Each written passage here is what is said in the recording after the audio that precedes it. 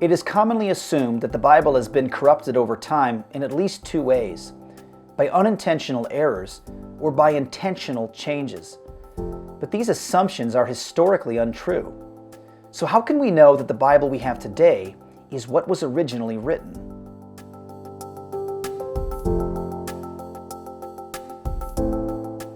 In describing these assumptions, many people cite the telephone game theory. This theory recalls the childhood game in which one child thinks of a phrase, then whispers it into the ear of her friend, who in turn whispers to her friend on down the line until the last person says the phrase out loud and everyone laughs at how much the phrase has changed through the transmission process. But there are several fundamental issues with this theory.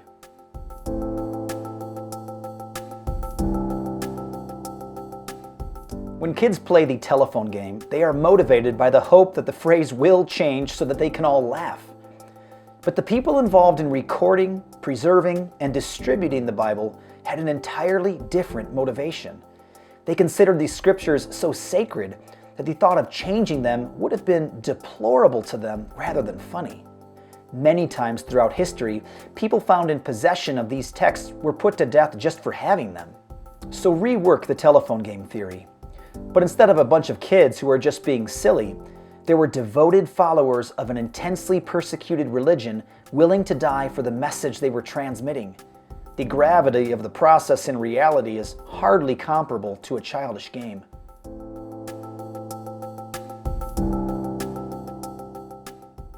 The telephone game theory incorrectly assumes a linear, highly controlled transmission process. Imagine that one person wanted to change the text and alter the teaching of the Bible for future generations. If the Bible was passed down in the way many people assume, someone could simply make the changes and pass them down through history. But this just isn't how it happened. Instead of one person speaking to one person on down the line, there were many people sharing written copies of the New Testament with many other people across multiple continents and languages. The Bible we have today is comprised of a careful study of all the available ancient texts of the New Testament, of which we have more than 26,000.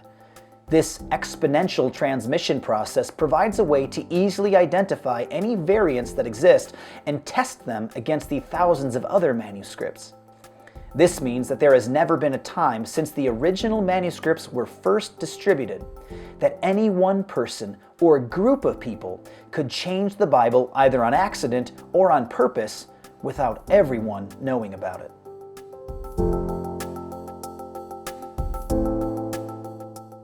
But what about evil churches and religious leaders that wanted to control their people with the Bible? Couldn't they have changed the text without anyone knowing about it?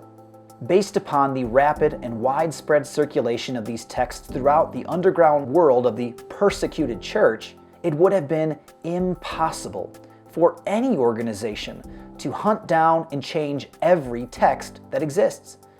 To believe that a group of wicked leaders could accomplish this feat would mean believing in the most far-fetched and exhaustive conspiracy theory that has ever occurred in all of human history.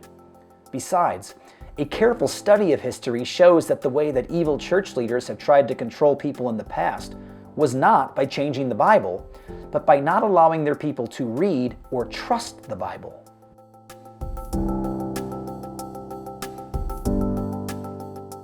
Think back again to the telephone game. How would you know if the transmission process in that game was corrupted? By comparing the phrase at the end with the one at the beginning. The transmission process of the biblical texts can be tested in the same way.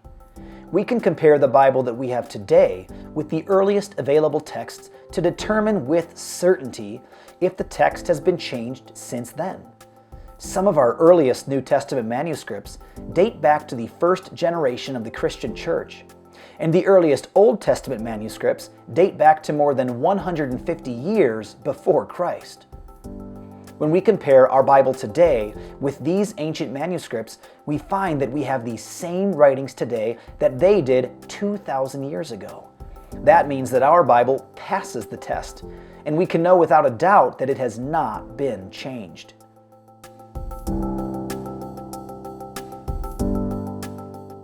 The LDS Church teaches that the Bible is only trustworthy as far as it is translated correctly. But a critical look at the transmission process proves with certainty that the Bible has not been changed over time. This means that God has faithfully preserved His Word so that you and I can know the truth about what He has taught and be able to test everything that our religious leaders teach us against the unchangeable truths of the Bible.